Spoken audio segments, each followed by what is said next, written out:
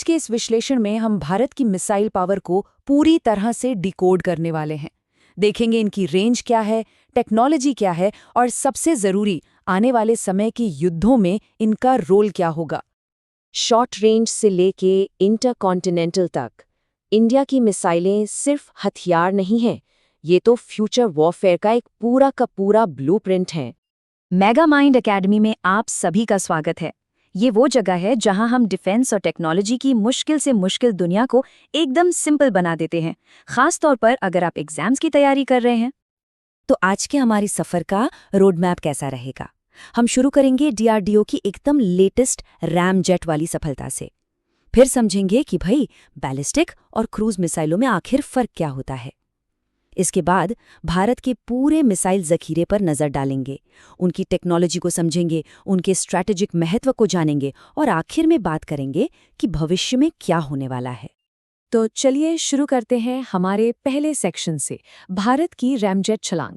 ये missile technology में एक बहुत बड़ी छलांग है, एक क्वांटम जंप है। हाल ही में डीआरडीओ ने एक बहुत बड़ी कामयाबी हासिल की है। उन्होंने सॉलिड फ्यूल डक्टेड रैमजेट, जिसे हम शॉर्ट में एसएफडीआर कहते हैं, इस टेक्नोलॉजी का सफलतापूर्वक परीक्षण कर लिया है। और यकीन मानिए, ये सिर्फ एक टेस्ट नहीं है, ये मिसाइल टेक्नोलॉजी में एक पूरी पीढ़ी की छलांग है।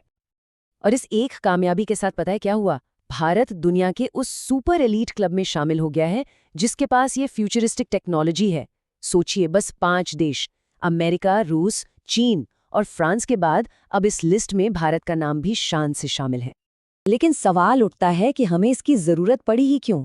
देखिए, वजह है स्ट्रेटेजिक बैलेंस। हमारे पड़ोस में 5th जनरेशन के स्टेल्थ फाइटर जेट्स आ चुके हैं। अब ऐसे में भारत के लिए अपनी हवाई सुरक्षा को, अपने एयर डिफेंस को बिल्कुल फौलादी बनाना ज़रूरी हो गया था। और ये एसएफडीआर टेक्नोलॉजी इसी ज़रूरत का एकदम सटीक जवाब है। तो आखिर ये रैमजेट इंजन है क्या भला? चलिए एकदम आसान भाषा में समझते हैं। ये एक एयर ब्रीदिंग इंजन है, मतलब इसे अपनी पीठ पर ऑक्सीजन का सिलेंडर लेकर चलने की जरूरत नहीं है। ये सीधे हवा से ही ऑक्सीजन खींच लेता है। ये अपनी ही तेज रफ्तार का इस्तेमाल करके हवा को दबाता है, कंप्रेस करता है और फिर फ्यूल जलाता है। और सबसे खास बात, इसमें कोई भारी भरकम टरबाइन नहीं होता जिससे मिसाइल हल्की हो जाती है और कहीं ज्यादा खतरनाक। अब इसका काम करने का तरीका तो और भी शानदार है। देखिए होता क्या है। सबसे पहले सुपरसोनिक रफ्तार से हवा एक खास तरह के पाइप यानी डक्ट में घुसती है। इस डक्ट का डिजाइन ही ऐसा है कि वो हवा को जबरदस्ती कंप्रेस कर देता है। फिर इस गर्म दबी हुई हवा में बोरॉन जैसा सॉलिड फ्यूल इंजेक्ट किया जाता है, जो बूम तुरंत चल उठता है। और इस आग से जो जबरदस्त गैसें निकलती हैं, वो मिसाइल को एक लगातार धक्का, एक सस्टेन्ड थ्रस्ट देती हैं। नतीजा, मिसाइल लंबे समय तक अपनी सुपरसोनिक स्पीड बनाए रखती है। इसका सीधा मतलब है लंबी रेंज और दुश्मन को बचने का ना के बराबर मौका। चलिए अब एक बहुत ही बेसिक लेकिन जरूरी सवाल पर आते हैं। मिसाइलों की 2 मेन किस्में होती हैं और इनका फर्क समझना बहुत जरूरी है। बैलिस्टिक बनाम क्रूज। अच्छा, बैलिस्टिक मिसाइल को आप ऐसे समझिए जैसे किसी ने पत्थर को बहुत जोर से आसमान की तरफ फेंका हो। इसे लॉन्च के शुरू में ही सारी ताकत और दिशा दे दी जाती है। इसके बाद ये वायुमंडल से बाहर जाती है और फिर ग्रेविटी के असर से एक आर्क यानी धनुष जैसा रास्ता बनाते हुए हाइपरसोनिक स्पीड से अपने टारगेट पर गिरती है। दूसरी तरफ क्रूज मिसाइल है, एक छोटा, स्मार्ट, बिना पायलट वाला जासूस विमान। ये जमीन के पास रडार से बचते हुए पहाड़ों और घाटियों के साथ साथ उड़ती है और अपने टारगेट को लगातार गाइडेंस के जरिए ढूंढती रहती है। इसीलिए इसे पकड़ना या रोकना बहुत मुश्किल होता है। तो अब जब हम ये बेसिक समझ गए हैं, तो आइए अब भारत के अपने शक्तिशाली मिसाइल शस्त्रागार पर एक नजर डालते हैं। ये हमारे देश की सुरक्षा के लिए एक मल्टी लेयर्ड शील्ड, एक मजबूत ढाल का काम करता है। बैलिस्टिक मिसाइलों की बात करें तो सबसे पहले आती है पृथ्वी सीरीज। ये शॉर्ट रेंज टैक्टिकल मिसाइलें हैं जो सीधे बैटलफील्ड में दुश्मन पर कहर बरपाती हैं। लेकिन जो असली गेम चेंजर है वो है हमारी अग्नि सीरीज। ये भारत की स्ट्रेटेजिक ताकत, हमारी स्ट्रेटेजिक डिटरेंस की रीढ़ की हड्डी है। इसकी रेंज मीडियम से लेकर इंटरकॉन्टिनेंटल तक जाती है। और ये चार्ट देखिए, ये अग्नि सीरीज के विकास की पूरी कहानी बयां कर रहा है। अग्नि 1 जो लगभग 700 किलोमीटर तक मार कर सकती थी, वहां से शुरू होकर अग्नि 3 जिसकी रेंज 3000 किलोमीटर थी, और फिर अग्नि 5, इसकी रेंज 5000 किलोमीटर से भी ज्यादा है। ये भारत की सामरिक पहुंच में एक जबरदस्त छलांग है। अग्नि 5 के साथ ही भारत उन गिने चुने देशों के क्लब में शामिल हो गया जिनके पास इंटरकॉन्टिनेंटल बैलिस्टिक मिसाइल यानी ICBM की ताकत है। अब आते हैं क्रूज मिसाइलों पर। यहाँ हमारे पास 2 स्टार परफॉर्मर हैं। एक तरफ है ब्रह्मोस। ये दुनिया की सबसे तेज सुपरसोनिक क्रूज मिसाइल है और इसकी खासियत ये है कि इसे आप जमीन, हवा और समंदर कहीं से भी लॉन्च कर सकते हैं। दूसरी तरफ है निर्भय। ये एक लंबी दूरी की सबसोनिक क्रूज मिसाइल है। ये बहुत नीचे उड़ती है, रडार को चकमा देती है और चुपके से अपने टारगेट को नेस्त नाबूद कर सकती है। इनके अलावा भी हमारे पास कई स्पेशल मिसाइलें हैं जो खास कामों के लिए बनी हैं, जैसे अस्त्र। ये एक beyond visual range air to air missile है, मतलब हमारा फाइटर पायलट दुश्मन के प्लेन को देखे बिना ही उसे मार गिरा सकता है। फिर है नाग और हेलिना। ये fire and forget anti tank मिसाइलें हैं जो दुश्मन के टैंकों का काल है। और शायद सबसे जरूरी, K-15 सागरिका और K-4 जैसी सबमरीन से लॉन्च होने वाली बैलिस्टिक मिसाइल्स। ये हमारे न्यूक्लियर ट्रायड का सबसे सुरक्षित और सबसे घातक हिस्सा बनाती हैं। तो भारत का ये मिसाइल शस्त्रागार सच में बहुत प्रभावशाली है ना?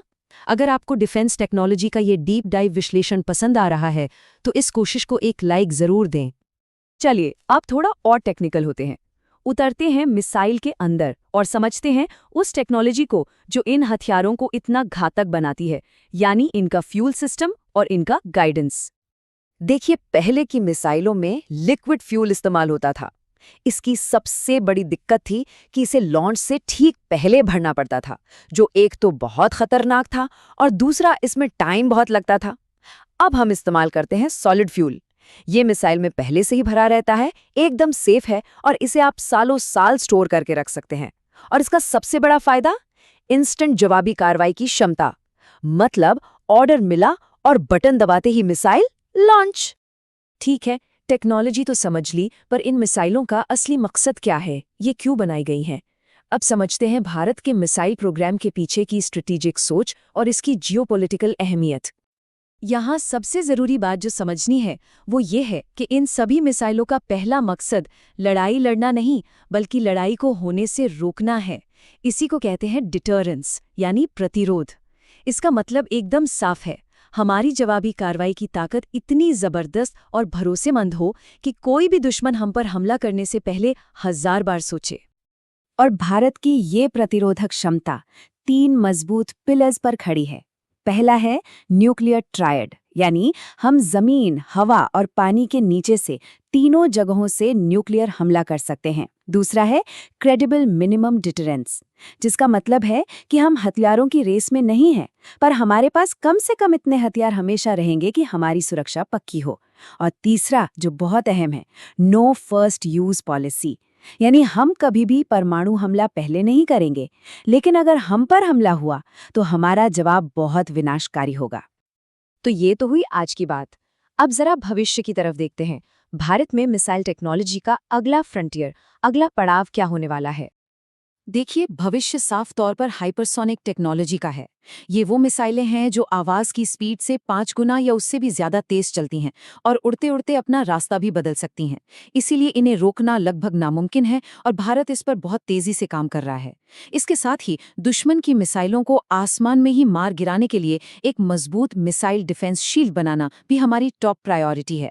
और इन सब का फाउंडेशन है आत्मनिर्भर भारत, मतलब अपनी टेक्नोलॉजी खुद बनाना, विदेशी निर्भरता कम करना और एक दिन डिफेंस के बड़े एक्सपोर्टर बनना। तो आज का ये विश्लेषण हम यहीं रोकते हैं, लेकिन आपके लिए एक सवाल छोड़कर जा रहे हैं। आपके हिसाब से आने वाले समय के युद्धों में कौन सी मिसाइल टेक्नोलॉजी सबसे बड़ी गेम चेंजर साबित होगी? हाइपरसोनिक मिसाइलें, एडवांस मिसाइल डिफेंस या फिर कुछ और? अपने विचार नीचे कमेंट्स में ज़रूर बताइएगा। और इसी तरह के exam focused deep dive defence विश्लेषणों के लिए मेगामाइंड एकेडमी को सब्सक्राइब करना बिल्कुल मत भूलिएगा।